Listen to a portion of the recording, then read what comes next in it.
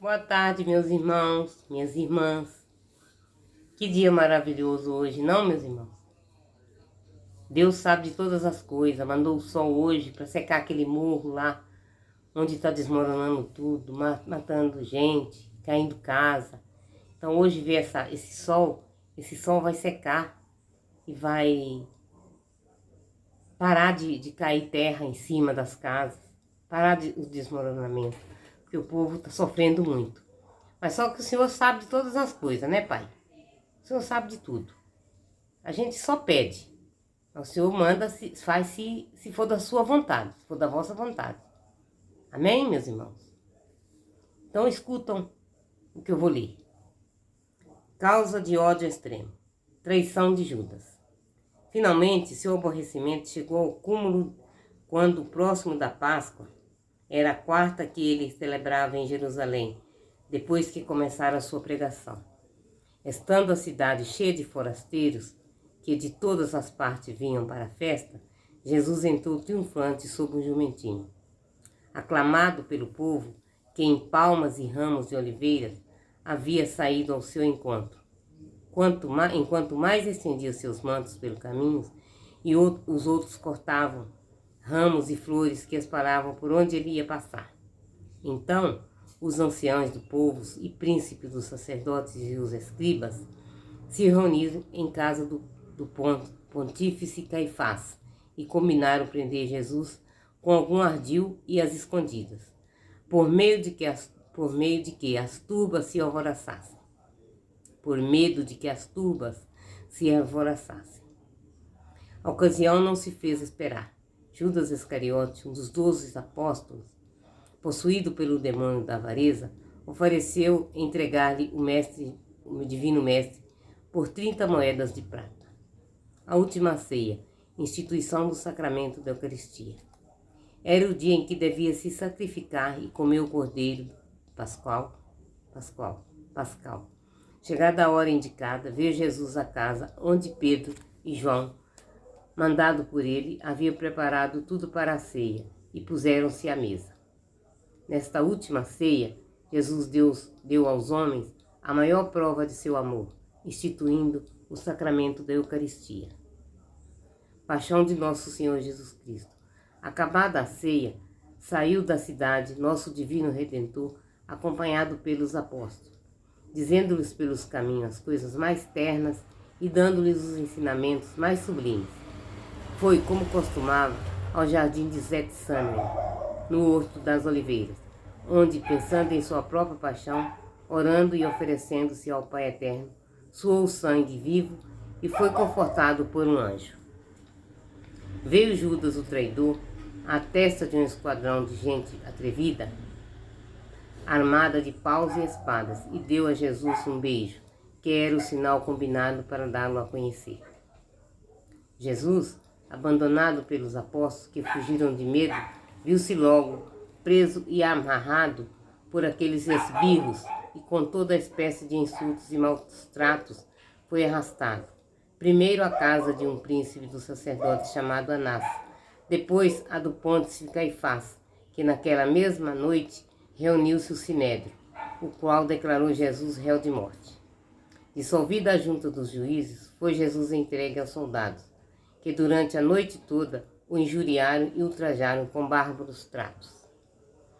Nesta mesma dolorosa noite, Pedro amargurou o coração de Jesus, negando-o 3 vezes, mas olhado por Jesus, caiu em si e chorou seu pecado por toda a vida. Depois de amanhecer, havendo-se reunido de novo o sinédrio, Jesus foi levado ao governador romano. Pôncio Pilatos, a quem o povo pediu aos gritos, lhe disse desse a morte. Pilatos, que conhecia a inocência de Jesus e a perfídia dos judeus, procurava por meio de salvá-lo e, devendo por ocasião da Páscoa dar liberdade a um malfeitor, deixou que o povo escolhesse entre Jesus e Barrabás, um facínora. O povo escolheu Barrabás. Pilatos, ouvindo dizer que Jesus era galileu, ouviu enviou a Herodes Antipas, que dirigia aquela província e estava em Jerusalém, para a Páscoa. Este o desprezou e tratou-o como louco, desenvolvendo, vestido por um escárnio com a túnica branca dos insensatos. Por fim, Pilatos fez açoitar a Nosso Senhor pelos soldados, os quais, depois de o terem transformado em uma chaga viva, com atrozes insultos, colocaram-lhe na cabeça uma coroa de espinho, sobre os ombros um trapo de púrpura, na mão um bordão, e zombaram dele, saudando-o como um rei. Mas, não bastando isso, para acalmar o furor de seus inimigos e da plebe amotinada, Pilatos condenou Jesus à morte na cruz. Jesus, então, teve de carregar sobre os ombros o pesado madeiro da cruz e levar até o alto do Monte Calvário. Ali, despido, cravado na cruz entre os dois ladrões, abeberado com mirra e fel, submerso em um mar de angústias e dores, depois de 3 horas de penosíssima agonia, expirou rogando pelos que o crucificaram, os quais nem assim deixaram de manifestar sua fúria contra ele. Depois de morto, traspassaram-lhe o coração com a cruel lançada.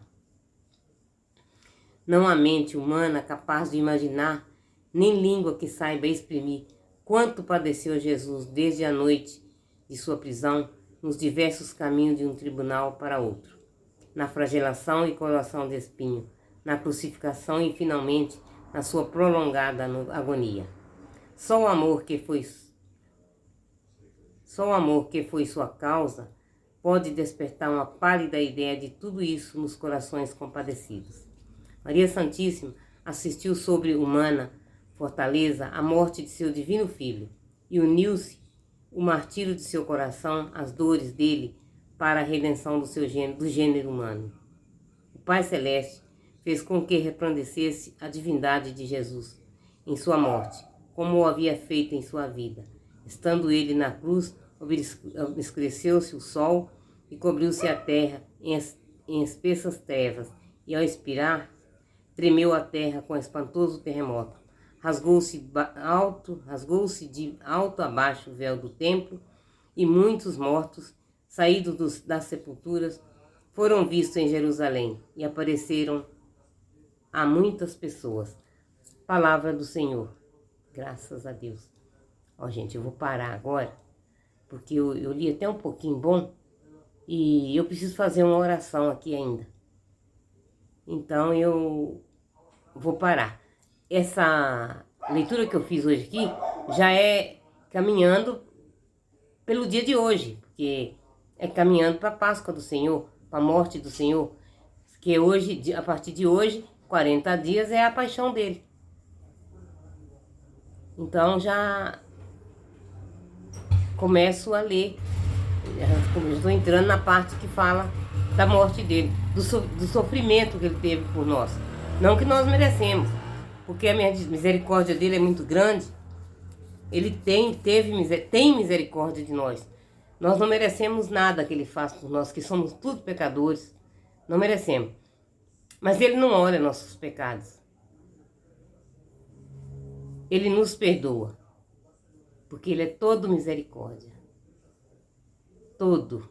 Ele, juntamente com a nossa mãe Maria Santíssima, nosso Pai, nosso Criador, que deu-nos a vida, que dá-nos comida, dá-nos água, dá-nos chuva, sol, tudo que ele manda é bem feito, é tudo Ele sabe tudo que está fazendo, ele sabe quanto nós podemos aguentar. Amém, meus irmãos? Deus abençoe a todos. Eu volto mais tarde.